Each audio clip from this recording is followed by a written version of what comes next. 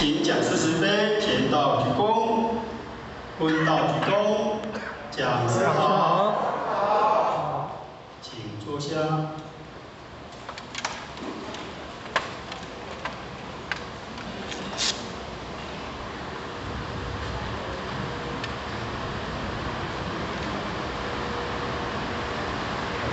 这本书各位前人答案。老师早安。我是讲上天的主理做事的公司台湾，师尊师母两位老大爷的台湾台顶，然后这边的五大医生建立这本书，甲做做经验，鼓励大家的思考。我今日到这个医院来到爱上平等，来再次来到爱上平等来看负责人来给人来学习道理啦那因为最近代志多，心思杂乱，咱做代志做心思就容易乱，尤其啦